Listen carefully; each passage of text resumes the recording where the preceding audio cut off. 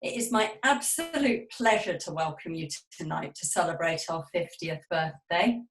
We have people joining us from their homes from all over the world and as far away as New Zealand and Jamaica. What an incredible celebration we have planned. We never imagined we'd be celebrating via Zoom, but I'm so pleased we can still come together to mark this special occasion. 50 years ago today, our law centre was founded with the hope of helping some of the most underprivileged and underrepresented members of our society access justice. 50 years on, and whilst things may look a little different, because I don't see too many flares out there, this evening we are still fighting for our community and for their right to legal support. The last few decades haven't been easy. We have been working against a backdrop of systemic cuts to legal aid whilst demand has risen.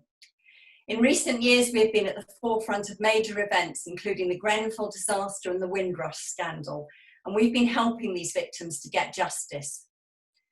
Amongst all of this, access to justice remains pivotal to what we do, and I am incredibly proud of the work that we have done at North Kensington Law Centre.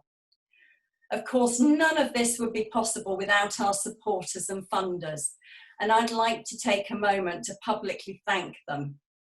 So, thanks to our funders, including Tudor Trust, I saw Errol here, City Bridge Trust, the Legal Education Foundation, AB Charitable Trust, Access to Justice Foundation, London Legal Support Trust, Trust for London, KNC Foundation, Westway Trust, the National Lottery Community Fund, Horlick Family Trust, the LCN, and JCWI. Without the support of these organisations, our work would not be possible. And I'd also like to take a moment to thank our volunteers who have given up their time to support us. Without them, it really would not be possible to do what we do, and I'm really grateful to them. And just on an additional note, I want to thank Jude, Helena, Kim and the team at Sound Delivery for making this all happen in a very short space of time. So big thank you to them. I'd now like to introduce you to our chair, Melanie Wolfe. Thank you so much, Annie, and thank you everyone for making this happen this evening. And thank you to all of those who have joined us. Tonight, I'm honoured to be joining you in my role as chair of North Kensington Law Centre. 50 years is a momentous occasion. The years have sometimes been kinder to us, though lately rather unkind, through cuts to funding, restrictions, manpower, etc. This has not diminished the heart of this very special law centre, the first of its kind, started and moulded by a small team, as I say, of mavericks. Peter Candler is here with us this evening, and I've been fascinated by the history he has been regaling us with, from Rackman to Grenfell. What a journey these past 50 years have been. I am personally involved in the Law Centre, in the North Kensington Law Centre, as it is clear to me that human rights are being eroded through lack of access to basic legal advice. Our community has faced enormous obstacles. Without access to decent legal advice, those fraught by life here will not accomplish the basic necessities to function within society. To this end, we are looking to build North Kensington Law Centre into a beacon for areas stricken not only by poverty, but where refugees and others have been funneled to rebuild their lives after an appalling atrocity. Our North Kensington community is an extraordinary, our North Kensington community lives in an extraordinary area. We are an extraordinary community. I salute all at North Kensington Law Centre, past, present, and indeed future. Now, before we start the proceedings, I just wanted to run through a bit of housekeeping to help you get the most out of this evening. May I ask that you turn your phones to silent and emails off for the celebration. For those of you that aren't familiar with Zoom, your camera will be on, but we do ask that you don't unmute yourself. If you would like to share anything at any point, you can do so in the chat at the bottom of the screen. If you have any technical issues during the evening, we will do our best to help you. Please use the chat function to message technical support. Please make sure you have a glass of something ready to toast us at the end of, or toast with us, I should say, at the end of the evening. And finally, just a reminder that this evening's meeting will be recorded and we will be sharing it on YouTube in the next couple of weeks. But please don't worry, your face won't be shown on the recording, only the people that are speaking will appear. If you would like to tweet tonight, please use the hashtag NKLC50. To kick off tonight's celebrations, let's show you why North Kensington Law Centre really matters.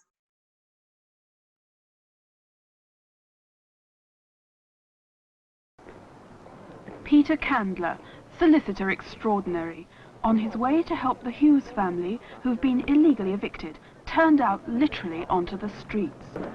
Peter Candler is more of a legal battler than a traditional solicitor. He's not afraid of getting his hands dirty for a good cause. He turned this unimposing high street shop into a law centre 3 years ago and dispelled the idea for people living in North Kensington that the law is only available to those who can afford it.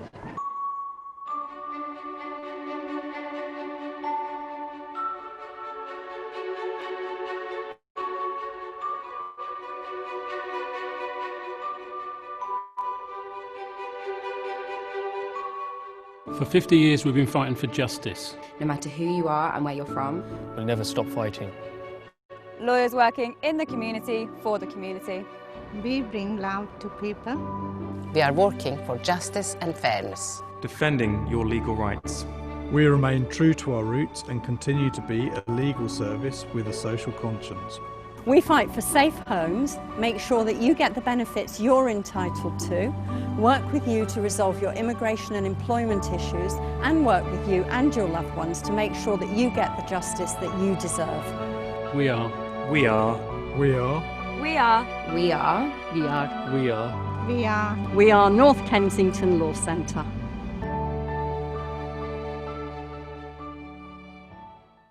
Thank you. It's incredible how pioneering law centres were when they first began, and I would like to think that we have maintained that pioneering spirit today.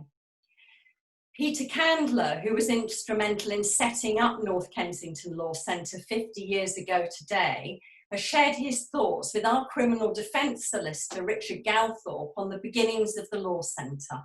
Peter. Hi. Tonight we are marking the 50th anniversary of North Kensington Law Centre. You volunteered for a number of years in the 1960s in advice centres in North Kensington, and you saw a need to establish a law centre. What was that need?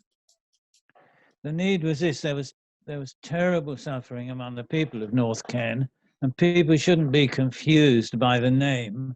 It was one of the most deprived areas in the country, and still is a deprived area. South Ken and Chelsea, that are the rich areas. So we ran 3 advice centres in 2 churches, Lancaster and another church, plus somebody's flat. And people poured in with all the problems, tenants' problems, problems in police stations, workers' problems, social security problems, and all we could do was write and ask people to be kind. We had no teeth, we couldn't bite. So that was the great problem, that yes, we were giving friendly advice, but no, we didn't achieve an enormous amount because we had no teeth. We weren't going to court, and the threat of going to court wasn't there. And the area itself was run down, full of, the houses were full of holes, the rain was pouring in, the police could do what they liked, they could beat you up and frame you, and there was no one there to stop them. So there were tremendous problems, and that's how it all began. I ran those three advice centres, and that's how that began. Before then, New Left was invited in to fight Rackman, and that's how my training began, to to fight Rackman, who offered us 3 houses to lay off him, and with hindsight, we should have accepted them. Who helped you back in those days? Who were your allies to help you set up the Law Centre? Right, well, the first one was Lord Gifford QC. And the great thing about Tony was that he was a lord, even though he wanted to stop being a lord, because there used to be a saying, everybody loves a lord. And so we went round to the charities to get the money, and they were always very nice, and they always heard him in full. So it's very much thanks to him, among, as well as anyone else, that we got the money, the charitable money, to start. Then there was Sid Miller from the Family Service Unit. Unfortunately, he's dead. There was John O'Malley, who was on the management committee, close friend of mine, but he died recently. We're all getting old, us lot. And I just can't remember the others now who were involved. But there were about, Mule Hunter QC, who was our chair, Charles Wade Prosser, who was a representative of the Law Society and a local solicitor. So that's a number of them, not everyone. And in the early years, you instructed a young barrister, or a barrister recently called to the bar, called Stephen Sedley, for one of your housing cases. Yes, Lord Justice Sedley retired. Stephen and Tony, among others, but in particular those two, did a large amount of work for us, both civil and criminal work, particularly at Bloomsbury and Marylebone County Court, which was the local court. And the judges there were not that sympathetic to all these applications suddenly pouring in from tenants to sue landlords or to set judgment aside. And Stephen actually drove a judge to North Kensington to show him the area. And the judge, who thought he was in South London, was so shocked by what he saw, by the terrible conditions in the houses, the filth on the pavements, the holes in the road, that he changed his attitude towards tenants. He started to understand the suffering and the exploitation. So Stephen made a double contribution, really. And finally, how do you see the future? 50 years down the line since those doors opened on Golborne Road, how do you see things now?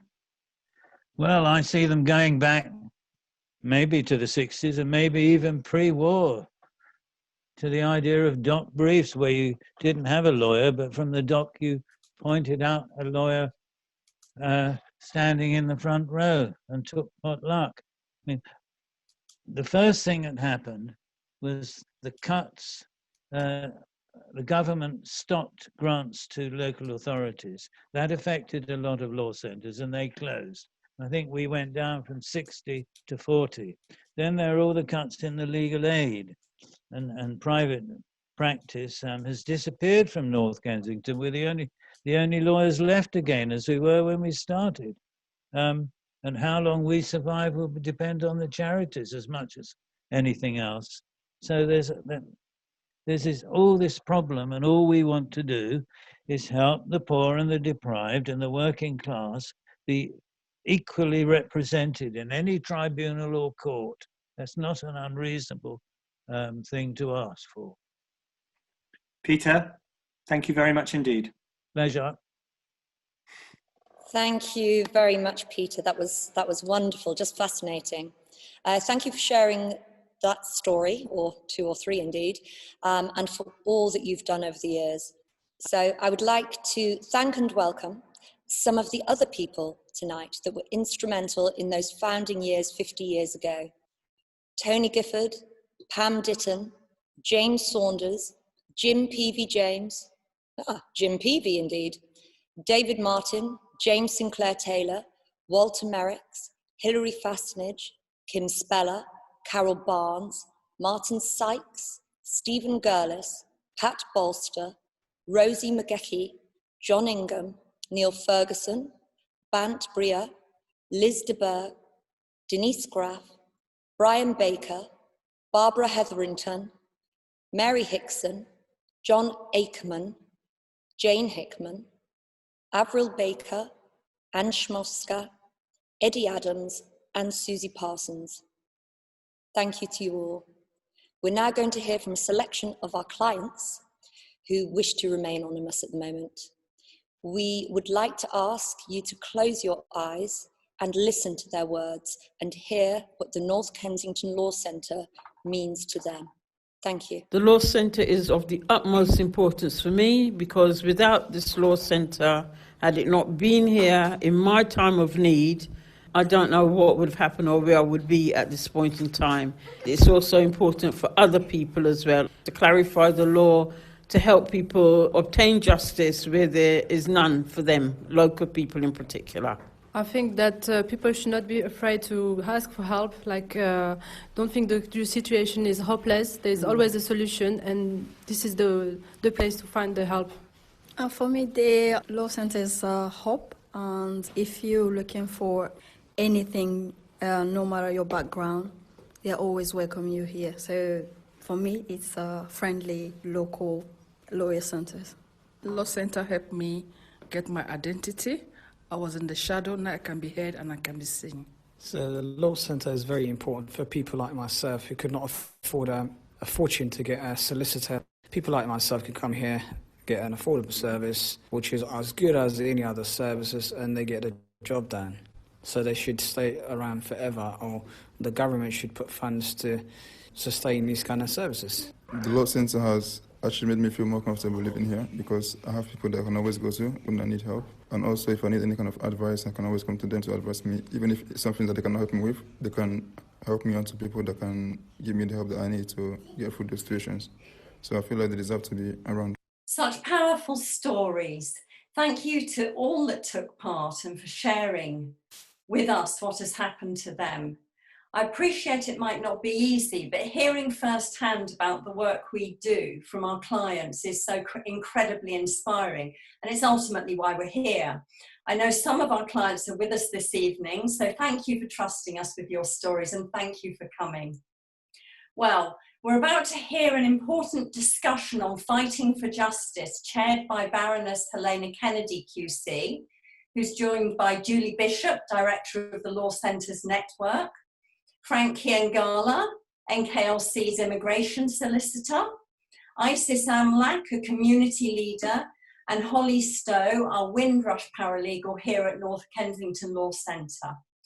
We would have loved to have held this live, but sadly Zoom technology wouldn't allow us to, so this discussion was pre-recorded yesterday. It's an absolutely fascinating and important conversation on fighting for access to justice 50 years on. Welcome to the panel discussion here at North Kensington Law Centre. We're really thrilled to be celebrating this great anniversary. And I have a wonderful panel of people who are very linked both to North Kensington but to Law Centre movements. And I wanted to just say that I started my life when this Law Centre was created as the first. I was a law student and I followed closely what was happening because I had come to study law in London from Glasgow, and I came from a working class background, and I wanted to be a lawyer who basically was serving the people from whom I came. And I wanted to be a community lawyer. And I know it may seem strange because I became a barrister, but one of the first cases that I received was from Peter Candler, and he instructed me in a case involving a juvenile who was in a bit of trouble.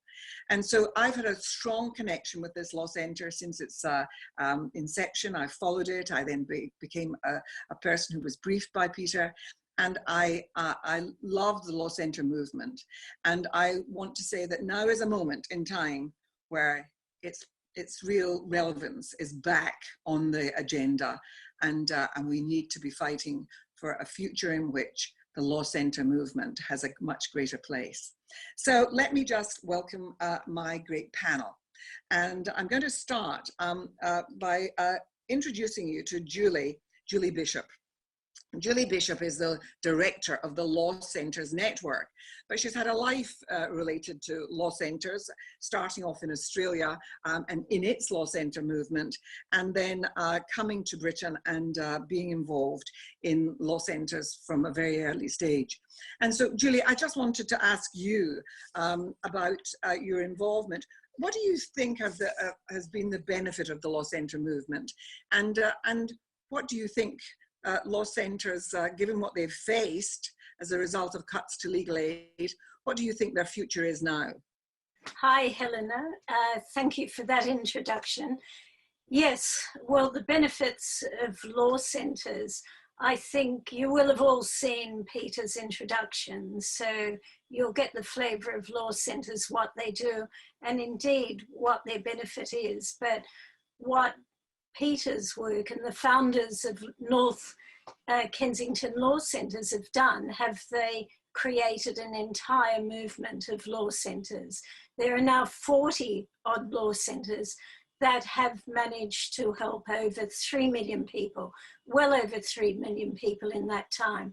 And they're people who have, who have confronted problems that the situation of today helps us all to understand, that events occurring outside of our control that may be just around the corner, that suddenly throw up problems in our everyday life, that we can't move forward, we can't fulfill our dreams, we can't get peace of mind unless this underlying legal problem is resolved.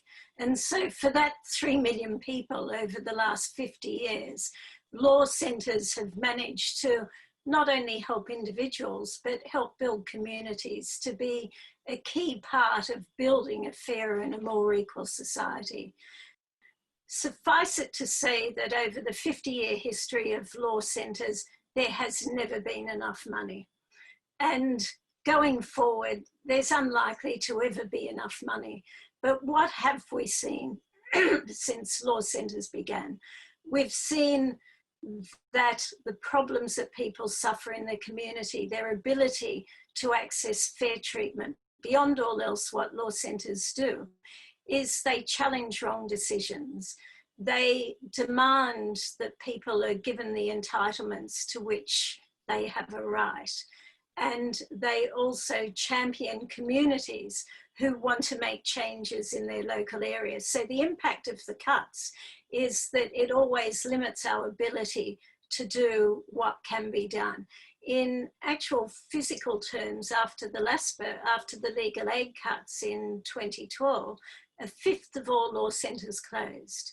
They closed simply because they didn't have the money to go forward. And so while I say we'll never have enough money, there is a minimum amount of funding that is always required to do our job.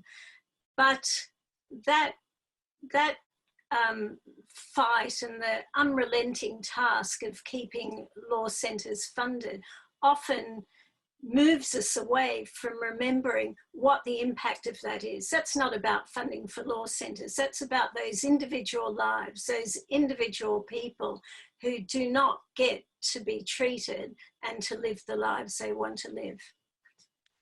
Julie, you really pointed up one of the real problems. We've seen the most incredible cuts to legal aid, and we've seen the legal firmament changing, because there's hardly a high street lawyer left because people just couldn't survive once legal aid was decimated. And so the need for law centres becomes even greater, because ordinary people just don't know where to go when they've got a legal problem. And Exactly.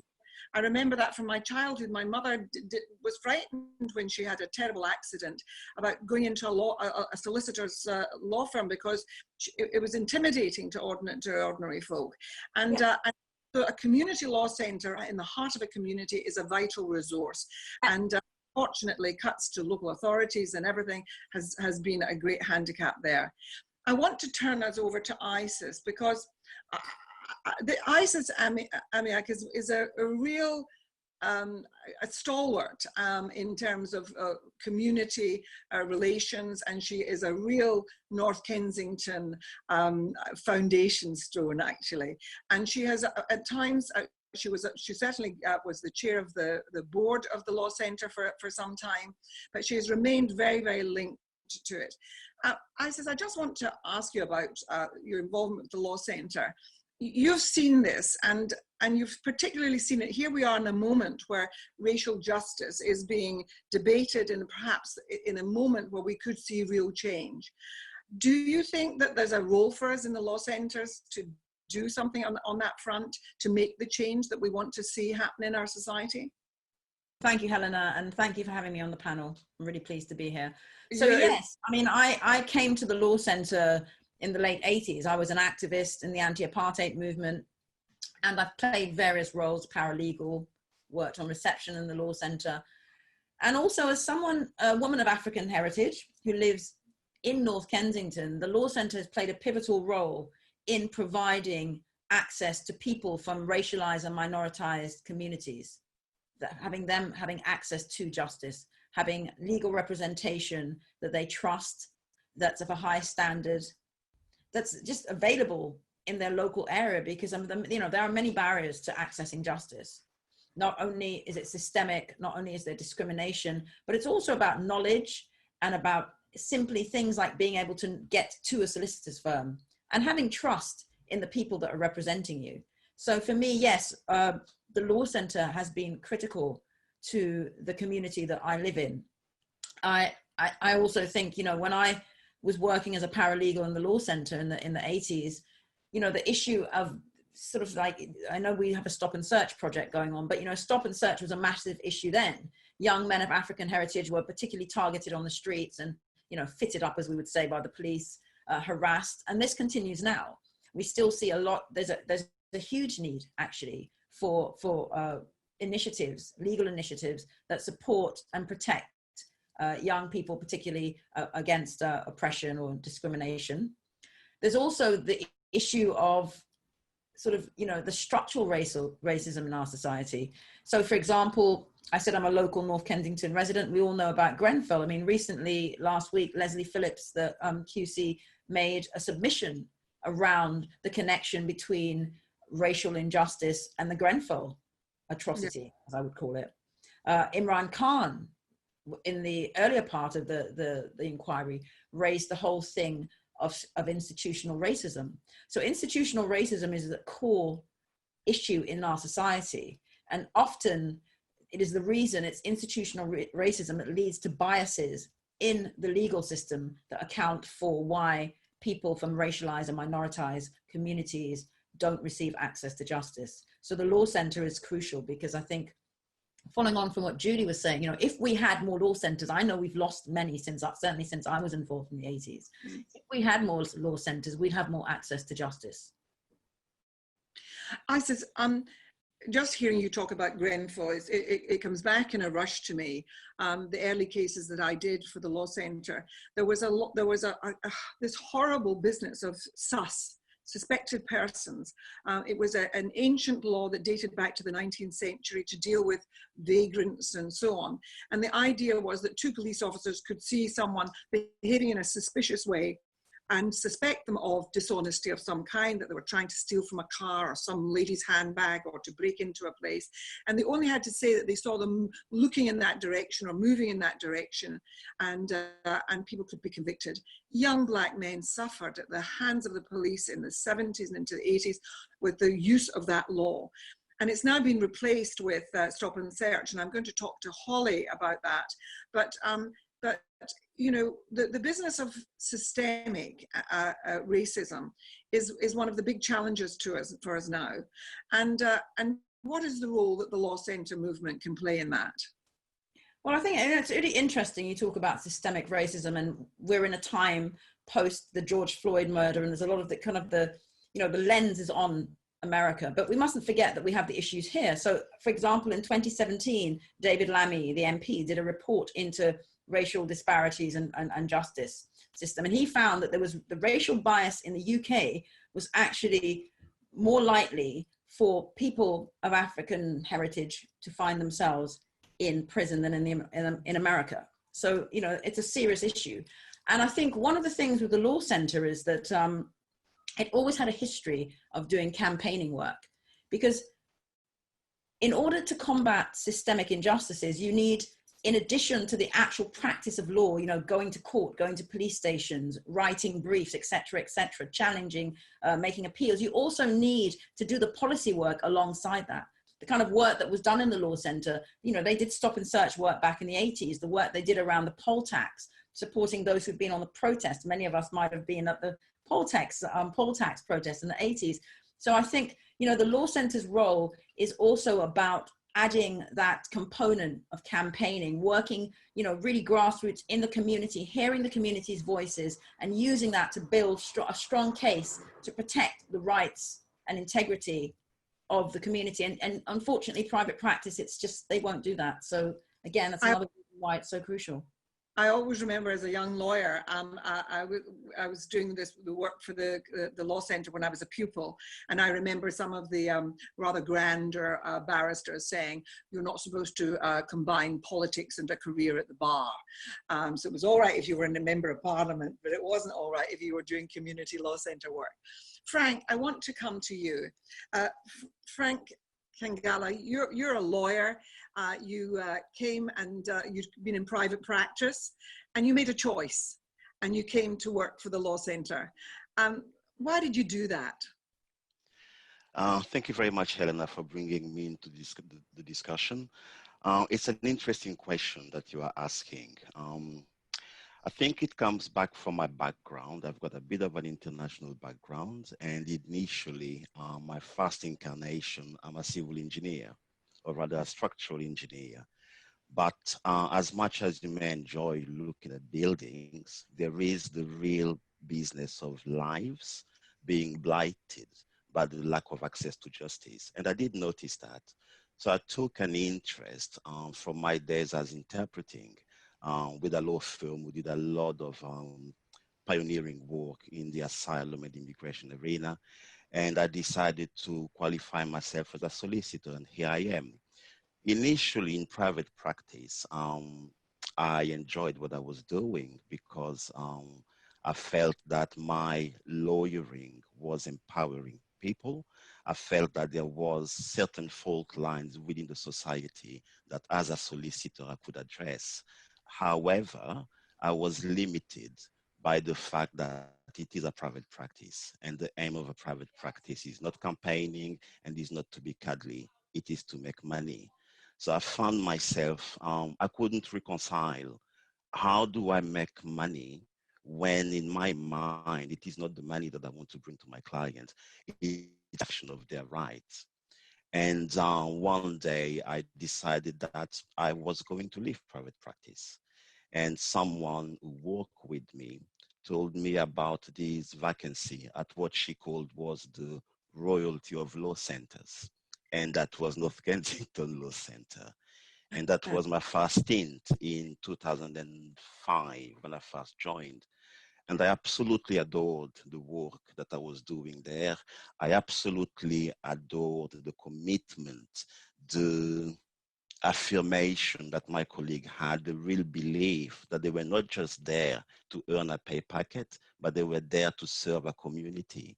We would go out on the street and you couldn't stop saying hello to everybody because they were all your clients, you know, so you really felt embedded within that community and you really felt that your work was actually bringing something to them.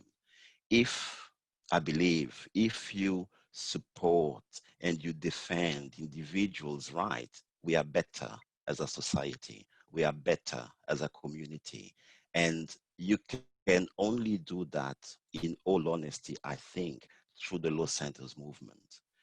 You have an ethos that passes through the law centers that is shared amongst the law centers. And that ethos is that we are only here as servants, servants for the justice and servants for the communities we are trying to represent.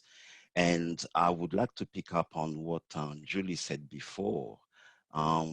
We should be, I completely agree with Julie, we should be at the forefront of the fight, of the legal affirmation of rights for our communities. We are grateful for any assistance we get from the private sector. But I also understand, I'm not demonizing the private sector, but I understand that their brief is a different brief to ours.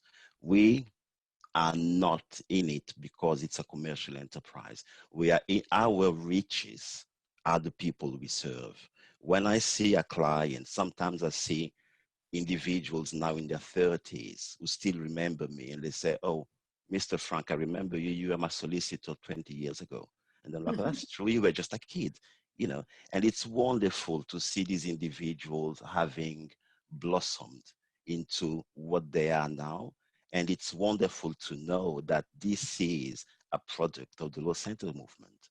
So 50th anniversary, I am looking forward for our 100th anniversary. I will be somewhere up there or down there, but I would certainly be looking forward for that.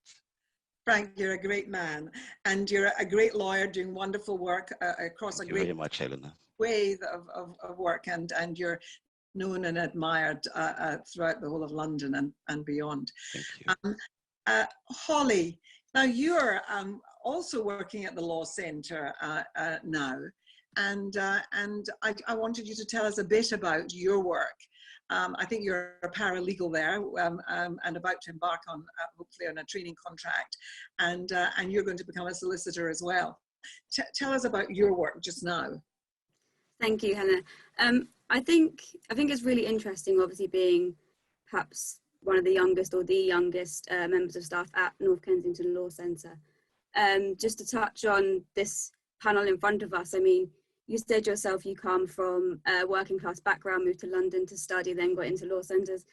That's exactly kind of what happened to me. From a small seaside town, decided I wanted to get out, go to London, study, got involved with a law centre, and I've been here ever since. And with ISIS, you were on reception. That's how I started at the law centre. Now, Frank, you're my supervisor.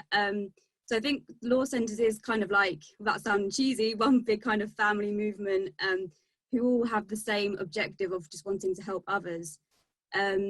With my work now, it's predominantly around the Windrush compensation scheme.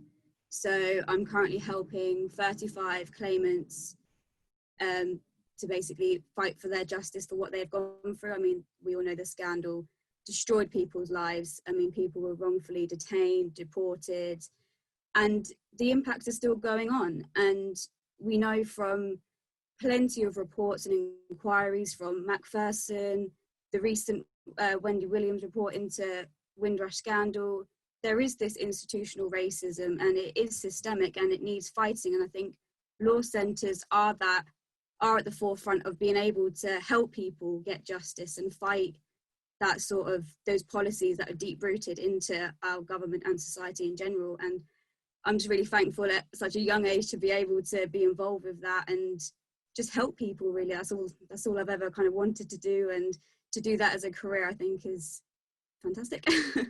And the great thing is that there are so many young lawyers coming out of our universities now, and that's what they want to do. They want to make a difference. And here we are, having just been we're doing this meeting because we can't be together to celebrate.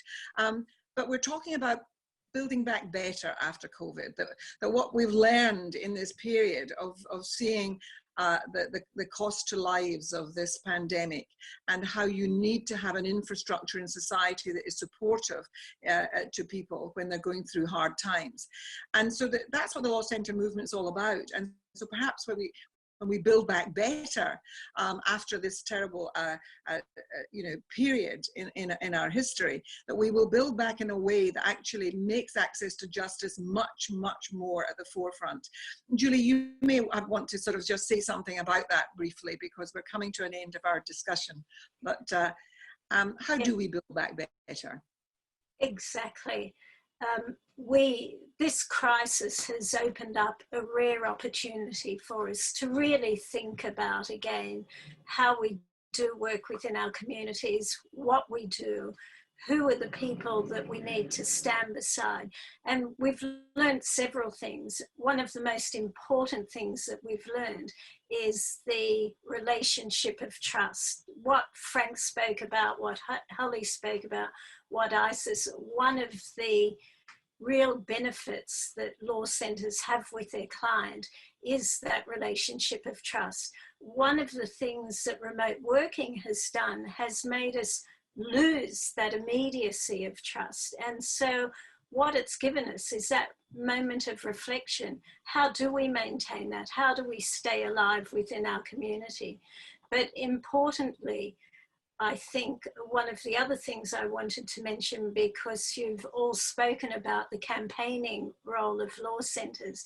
And so at this moment, in fact, this week, law centres together have delivered a letter to the Prime Minister and Priti Patel to demand a public inquiry into the handling of the COVID crisis. Why are law centres leading on this together with other third sector partners? Because it is our communities that have borne the brunt of this crisis. And like all the many other crises, what we've seen with the Grenfell inquiry, et cetera, is that the voices of our communities are sidelined. So we want to join together straight away and say, do not proceed any further without looking at those who are most affected by this community, that you have to hear them speak, you have to understand their experience, and you, as a society, as a government, are accountable to those people. And that's what we as law centres want to take forward. And this will be, in fact, our 50th anniversary campaign for law centres, to get justice for those most hardly hit by the COVID crisis. Well, that's a moment for us to reflect that this is not just the 50th anniversary of North Kensington Law Centre, because as the first law centre, North Kensington started a great movement, and it's perhaps now it will grow to a whole other level if we make the demand at this moment. And COVID is one of the things, Black Lives Matter is another. It's the whole way in which our communities do not have access to justice in the way that should be the case. Access to justice is a human right. And I'm now a human rights lawyer. My work is in the field of human rights, both nationally and internationally. And I can promise you now, in the House of Lords, when I get into those debates, I am going to be arguing that the law centre movement needs to be properly funded. It needs to be at the heart of our community redevelopment, and it needs to be the place where people have real access to justice as we go forward. So I want to say congratulations to North Kensington and to all of you who are celebrating these 50 years of a wonderful law centre that started something really important in our world here in the UK. And I want to just say, have a wonderful celebration, and thank you to my panellists and to all the people who've made North Kensington the success that it is. And to Peter Candler, you did a great thing. Thank you. Thank you very much. Happy birthday, North Ken Law Centre. Thank you so much. Such an important discussion. A huge thanks to everyone that took part. I'd now like to welcome Alex Chalk, MP for Cheltenham. Some of you may know that Alex recently helped inject £3 million worth of support into the Law Centre network. Much needed £3 million, should I say. Thank you, Alex. And Alex is going to speak to us today on how he feels that this government can commit to supporting access to justice. Alex, it's over to you. Thank you very much. Can you hear me? I hope so. All the way from sunny Cheltenham. Can I say that I'm absolutely delighted to have been invited to say a few words at this wonderful celebration. And what we've heard has been profoundly impressive, profoundly moving, and profoundly valuable. So I'm the Under-Secretary of State for Justice in the Ministry of Justice, but by way of background, I'm a legal aid barrister by training. I was called in 2001. I've practiced my entire career in legal aid, prosecuting and defending in cases from terrorism to homicide to serious fraud. And that experience really taught me two fundamental things. First, you know what? The state isn't always right, not by a long chalk. And second, legal aid is an essential tool to empower individuals to invoke their rights, to access justice, and to right wrongs. And that's why on entering Parliament, I joined the APPG on legal aid, and I've always thought it was an incredibly important thing to advocate for. And I'll just say this final thing by way of sort of personal philosophy, if you like. We talk a lot in Parliament about one nation. Are you a one nation Conservative, for example? And very often people use that to talk about levelling up economically. But I've always believed we should be levelling up in terms of access to justice too. And also at the time when we're thinking about global Britain, we need to think about the kind of nation we want to be. Yes, we have the most fantastic judiciary. Yes, if you're off to the commercial court, it's the best judges and all that kind of stuff. But we only have that reputation if that access to justice is felt across society. So with those opening remarks, let me say a little bit. Within that broad picture, I want to talk a bit about law centres. I recognise the valuable role that law centres play in local communities across the country, and we do support them in this vital work. We recognise that through helping people access legal expertise to address problems they can't solve alone, law centres make an immense contribution, not just to the communities they serve, but also to wider society. We want that, I want that to continue. And when we saw the dreadful impact of COVID, that's why back in May, I wanted to authorise a multi-million-pound package of support to the not-for-profit providers of specialist legal advice during the pandemic.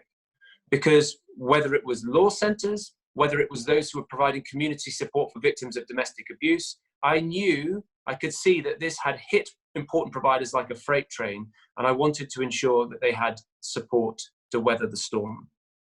And so over half of that package of funding is being awarded specifically for law centres and is being distributed through the law centres network. I understand that the first payment under that grant has now been made, and it will be directed where it's most needed over the coming weeks. I do hope it will be of some assistance. It's also intended, I should say, and this arose out of a conversation that I had with the Law Centres Network, that yes, that will allow the network to weather the storm and to procure equipment and training, but also to provide an opportunity to increase accessibility. And I think that technology has a really important role to play in that regard, to allow you to broaden your net and to broaden accessibility. And as well as looking at what we can do to help the advice sector meet challenges posed by the pandemic, we've continued to progress existing work to help those who need legal support the most. In April, we launched the new Legal Support for Litigants in Person grant in partnership with the Access to Justice Foundation, who I think were mentioned at the beginning of this piece as having supported law centres. And that new grant will provide millions of pounds over the next 2 years to enhance the support on offer to those representing themselves. And I want to make clear that doesn't replace legal advice, but it is there to support an avenue which can be right for some people. Let me also say in the last minute or so about the work we are undertaking in relation to the sustainability of the whole legal aid market. I want to get a definitive picture of the long-term sustainability of legal aid provision across the sector. And I want to do so that we can support it as well as possible in the years to come. So far, this work has constituted workshops with representative bodies and legal aid practitioners, and I'm very grateful for the contributions that have been made to date and the progress we're making in this work. And as I say, I want that evidence, I want to see it, because I want it to underpin the most effective possible policies. So thank you again for the invitation to speak to you all today. Thank you to those who founded North Kensington Law Centre. Thank you to those who sustained it and supported it. Thank you for your ongoing engagement as we continue to consider our vision for strengthening access to justice. And I wish you and North Kensington Law Centre a very happy birthday. Thank you so much, Alex, for speaking tonight. We will now hear... That was 5 minutes 30. I was told to intervene at 7 minutes. Okay, you got so thank you so much for speaking. We're now going to hear from the President of the Law Society, Simon Davis. So it's over to you, Simon. Happy 50th birthday, North Kensington Law Centre. My name is Simon Davis. I'm the President of the Law Society of England and Wales. What a story. From butcher's shop in 1970 to rock and roll lawyers. Described so beautifully recently by Anne Viswanathan as the Accident and Emergency Department of Law. And I think that's a cracking analogy. Why doesn't this government and previous governments give access to justice the same or even a near priority as access to health? And why not approach it in the same way? It's obviously not a priority, as we've heard, from cuts to the budgets and legal aid over decades, and clearly not the same approach. Why is it that preventative treatment is so important in the health service, but preventative justice not so important in our legal system? Alex Chalk has said frequently and publicly that early legal advice at the beginning of a journey for those in the predictable hotspots, housing, debt, social security, family and employment, and immigration, that advice avoids broken families, homelessness, bankruptcy, mental health issues, and stops our courts being clogged up and saves the Treasury a fortune, as surveys have shown consistently around the world. But instead, governments take away legal aid and allow the burden to fall on people like you, the extraordinary, hard-working volunteers and staff of North Kensington Law Centre. And it's fabulous to hear that there's more money coming into the legal advice sector. And the Law Society has put our hands in our pocket and £100,000 coming the way of the Access to Justice Foundation and the Law Centre network. But still, no investment in legal aid where it is so sorely needed. The Law Society, I learnt for the first time, was with you at the beginning of the journey back in 1970, when I hear that one of our members worked alongside Peter Candler, and we're very happy to be with you by your side right now. And Holly, when you qualify, you'll be most welcome. Come to Chancery Lane with your family. We have a fabulous ceremony where all the solicitors get together and start, to use that word again, start a journey together. So thank you so much for all you are doing for some of the most deprived in society. And here is to the next 50 happy and successful years, hopefully with some proper support from government. Good night. Well, thank you very much, Simon, for speaking to us tonight. Now it's your chance, and by that I mean the participants' chance to have your say and meet up with other people who are part of this anniversary celebration. Through the power of Zoom, we will be splitting you up into breakout rooms for the next 15 minutes. We'd love for you to share the stories and memories of North Kensington Law Centre amongst your group. There will be 5 of you in each room, and if you haven't been in a breakout room before, please don't worry. All you need to do is accept the joining invitation. We will handle everything on this side, and when the time is up, we will transport you back to this room. If you have any technical issues, please do message technical support over the chat function. So can we please open the breakout rooms now? And don't forget to click the link. See you soon.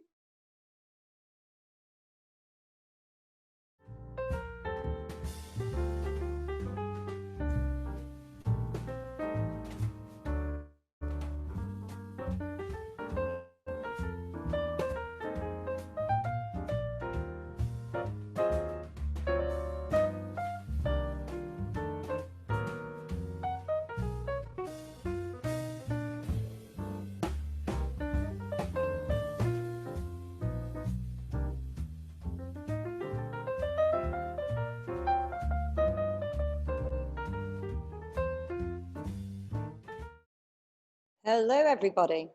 Welcome back. Well, I'm not sure about your group. We had some fascinating insights in our room. And in fact, we thought it might be nice to hear from one of the room's participants. Tony Gifford, could we cross to you now to see what was said in your breakout room, please? Two things came up, I think. First of all, we recognize that not only the number of people given justice, but the quality of the justice they get, quality of the advocacy is important. And it's important for all lawyers here, always to remember, not saying you need it, but always to remember that however sympathetic you are, however much you care about your client, what you've got to find is solutions and answers within the justice system. And I noted that the law centres had done that, and the story about the judge going to view the apartment was a good example of it. And I also praised Helena Kennedy once for the way that she made a jury realize what it was like for a Sikh to have his turban kicked by the police. Anyway, that's a long story. The second thing we talked about, and was that one of our participants was really saying that nothing has changed. The problems today seem to be as bad as serious 50 years ago. And he wondered whether they would change in his lifetime. I said, things will change. If enough good people come together, there will be change. And all kinds, even today in Jamaica, the Black Lives Matter movement has generated a debate on reparations, which was formerly off the table. So as an old campaigner, let me just tell you that if you keep at it, if you bring others in and unite between lawyers and clients, black and white, there will be changes, for sure. Be confident.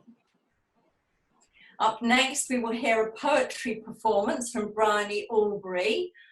Bryony was a homelessness support worker and she has become a law student, and she spent 9 months at North Ken as a volunteer paralegal.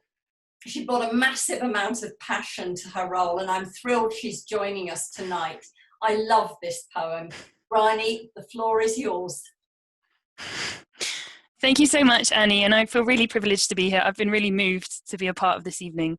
I didn't volunteer for long, but I got to see a bit of your team's commitment to what is really demanding work.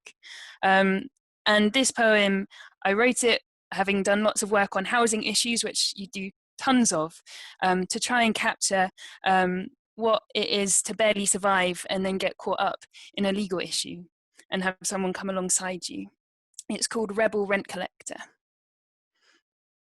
Her phone rings, and while the ringtone sings, her heart sinks. A sucker punch to the gut, an adrenaline rush, and then a sigh comes. 'Cause it's the landlord or debt collector. She's had so many letters through her door, she doesn't even know what the first step was for, but a pile of letters now obscures the welcome mat by her front door. Each unopened letter is filed chronologically, the first of which now can't be seen, layered under piles of panic. Each envelope is postmarked en route and stamped upon arrival with the firm footprint of a muddy boot, more focused on survival as she walks out of her front door, wondering what she's even here for, and is there really more to life than just trying to stay alive? But her footprinted future lies under her feet, because the dogged debt collectors will try to get their teeth into the fragile finances of a woman trying to keep food in the tummies of her kids. And the problem is that in the mess of benefits, the rent was missed and the notification is still sealed. But with so much on her plate, she knows that she can't take any more bad news on her own. For years, she's shown the kind of bravery that the kids will only see when they have grown and they've left home. But Right now, in an office not so far from her home, is a man in a suit, and for his wage, he's printing another letter on another letter-headed page. But paper can't cut into her ever-dreaded days, and the suit knows this. He's noticed, but in his mind's a repetitive thought. She's out of time and he's got to go to court. It's not personal, it's process. It's so there's protection, a little course correction of council assets, as if he wants to make her homeless. He's just protecting assets, as if he wants to make her out on the street. He's just protecting assets, as if there was any doubt. That's just not what he's about. Assets. But it was as if an angry aspect of himself cried out, a long-forgotten facet of himself making sound, a groundswell deeply felt. He didn't know where it came from, but it felt like the same one as when his mother caught him stealing from her purse. But worse, deep breath, head on the desk, heart heavy in the chest, because even with the best intentions, he knows he's got to answer his manager's questions. It is late, and the office is empty, but he's in such a state that in the end he leaves to get some air. Her doorbell rings, so she climbs over the things that childhood brings. And as the door swings open, she's shocked. It's not who she thought it was. His letters lay before him like a sheet, forgotten under her feet. He clears his throat. They both want him to go, but he knows that he can't and that he won't. He asks if he can come inside to explain. She starts to refuse, but notices the pain on his face. He says, I want to stop the letters, but I can't. And my manager will only give you one more chance. I know I don't know you and you don't know me, but could you give me a moment to see if I can help? She agrees and makes 2 cups of tea while he gathers up the letters so they can open them together. Thank you. So I wrote that poem about rebels and about people who push the limits of what normal society thinks is okay. And I'm really privileged to be able to share that with you about why access to justice really matters, why the last 50 years matters, and why the future of it matters too. So thank you very much for having me. Thank you so much, Brani. I love that poem. I love that poem. Thank you very much. So carrying on with the theme of the spoken word, I'd like to share with you a story of one of our clients. She's a very important client to me personally, and we've become friends. And this is Halima Daijumoa, because really, all of this is about our clients' stories, and that's what matters the most. My name is Halima, and I'm a client of the North Kensington Law Centre. I got to know about the Law Centre during the incident with Grenfell, and the Law Centre came to our aid. We are actually the first set of lawyers that came to our aid. They help us with our documentations. A lot of us lost documentation and other things. You know, they cancel, they help us with the immigration, they help us with the housing and other identification. Ever since they've been in our lives, they've helped us tremendously in ways I cannot really describe. They've become part of our family. They're always there for us each time we call. And the hospitality we receive each time we visit the office is marvelous. And they are very nice. They care and they carry you along. They don't intimidate you, and it's free. The Law Centre has been in the community, and we really didn't know the value. We did not appreciate them until this Grenfell incident, you understand? I'm so impressed and I'm pleased with what they have done for me, especially. I spent a lot of money on my case, you know, before the incident, and the law, because the center just did it, you know, freely, you know, without a charge and everything. And I want to be that bridge between the community and justice. I want to be able to empower people, the voiceless, let them know they can get justice with the Law Centre. They don't have to have a lot of money to get justice. Justice is meant to be free. And the Law Centre has proven it that justice can be free. I'm a living example to that. So I want to use this opportunity to be able to work with the Law Centre and be able to help the community and be the voice of the voiceless.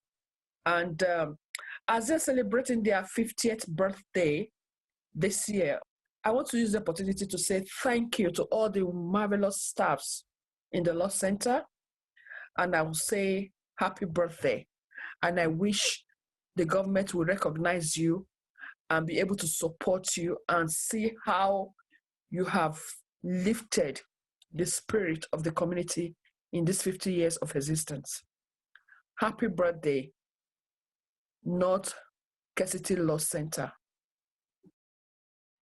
Well, thank you, Halima, for sharing with us so openly today. I personally am always so moved when we hear firsthand from our clients and we listen to their stories and their difficulties in accessing justice. Right, next is something that is very close to my heart, and I am proud to be launching our fundraising campaign this evening. And we are looking to raise £50,000, which is a lot of money. And this money will go towards a training contract for a Black and minority ethnic community lawyer, so that we can train somebody from the community who's BAME in social welfare law.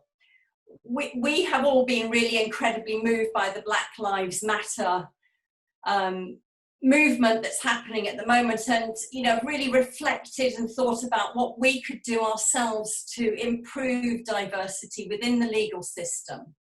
And what we can do with your help is give someone from our community the opportunity to qualify as a social welfare lawyer. So we're asking you tonight to join me in helping us to train the next generation of lawyers, diverse and representative of the communities they serve. On screen, you will now see a link to the fundraising site. It's also in the chat below, and we will email it to you after the event. I really do hope that you can support us and help us to come together and address this lack of diversity in the legal sector. And we would also be grateful if you would share this with your networks and let us all make a difference. And I hope that when we come together next year in person to celebrate our 51st year, we will have met our target and we will have appointed somebody to start their training contract. That is wonderful, thank you. And just as Annie says, this fundraiser is incredibly important to us. So we really do thank you in advance for your support. And back to the proceedings of the evening, I would like to invite Peter Candler now to make a toast. Peter. Before I do the toast, I just do a quick roll call of people we've remembered who've died, who've worked at the Law Centre or managed the Law Centre. In no particular order. Tom Crawley, worker, Anna Malcolm, worker, Neil Hunter, our first chair, Sid Miller, Family Service Unit founder, Liz de Berg, our bookkeeper for many years, John O'Malley, founder, Carsway Crosser, founder, Dave Perry, treasurer for 20 years, Susie Parsons, worker, Mark Marquez, worker, Brian Nichols, worker, and our shop steward, Maureen Levers, management, and Mike Seifert, management. They are some of the people I've remembered who've died during the last 50 years. No doubt there are others, and I apologize for not remembering them. And now, thank you for all of you for coming and taking part. And I look forward to all of us meeting next year at the Tabernacle for a real human get-together, not a Zoom get-together. So here's to you and here's to the Law Centre. Cheers. Cheers, Peter.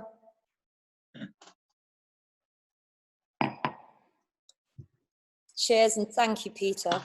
Right. Thank you so much. I wish we had the time to continue the drink, perhaps another time. So I'd like to say how wonderful tonight has been, how wonderful it was to have the toast from Peter, our founder. And as we toast tonight from our own homes in this strangest of times, during a global pandemic, I would like to ask you to make a wish. Your wish for justice for the next 50 years. We would welcome you to share that in our chat box, and we will be sharing these thoughts on social media over the next few weeks. So if you could take a few seconds, please do share your wishes for justice for the next 50 years in our chat. Thank you so much.